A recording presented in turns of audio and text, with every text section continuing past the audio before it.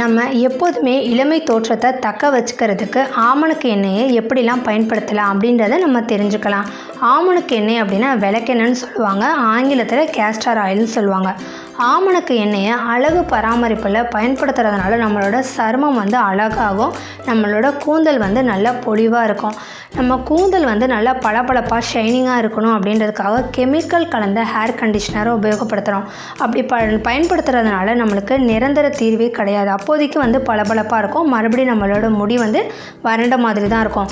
ஆனால் இயற்கையாகவே நம்ம கூந்தலை பளபளன்னு எந்த விதமான சைடு எஃபெக்டும் இல்லாமல் வச்சுக்கணுன்னா ஆமணக்கு எண்ணெயை நம்ம தலைக்கு குளிக்கிறதுக்கு ஒரு 15 நிமிஷம் முன்னாடி தலையோட ஸ்கல்ப்லேருந்து நுனி முடி வரைக்கும் நல்லா அப்ளை பண்ணிவிட்டு ஒரு 15 நிமிஷம் ஊற வச்சுட்டு அதுக்கப்புறமா நம்ம மைல்டான ஷாம்பு போட்டு குளித்தோன்னா நம்மளோட தலைமுடி நல்லா ஷைனிங்காக பளபளப்பாக இருக்கும். இதை நீங்கள் வாரத்தில் ஒரு நாள் அப்படி இல்லைன்னா 15 நாளைக்கு ஒரு தடவை நீங்கள் செஞ்சாலே போதும். இதனால் பளபளப்பு மட்டும் இல்லாமல் இளநரை ஏற்படாது, முடி நல்லா கருகருன்னு ஆரோக்கியமாக வளரும்.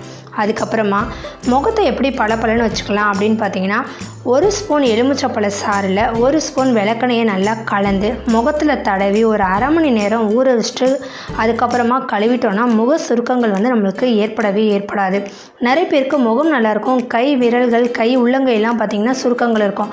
அப்படி இருக்கும்போது கைகளில் கூட விளக்கெண்ணெயை நம்ம அப்ளை பண்ணிக்கலாம். அதுக்கப்புறமா பன்னீர் கூட 1 ஸ்பூன் அளவுக்கு விளக்கெண்ணெயை கலந்து நம்ம அப்ளை பண்ணலாம் முகத்துக்கு.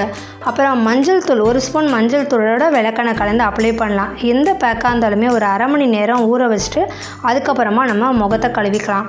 முகத்தை கழுவும் போது என்ன பிசுபிசுப்பாக இருக்குது அப்படின்னு சொல்லிட்டு சோப்பு உபயோகப்படுத்த வேணாம்.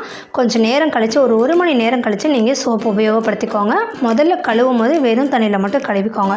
இதை நீங்களும் செஞ்சு ட்ரை பண்ணி பாருங்கள். நம்மளோட கூந்தலும் ஆரோக்கியமாக இருக்கும், நம்மளோட சருமமும் நல்லா பளபளன்னு இருக்கும்.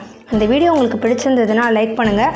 இந்த வீடியோவை பார்த்தீங்கன்னா குளிர்ச்சி விளக்கெண்ணெயில் அதிகமாக இருக்குது, அதனால் குளிர்ச்சி ஒத்துக்காதவங்க அதை நீங்கள் ட்ரை பண்ண வேணாம். இந்த வீடியோ பிடிச்சிருந்ததுன்னா நம்மளோட சேனலை சப்ஸ்கிரைப் பண்ணுங்கள். நன்றி.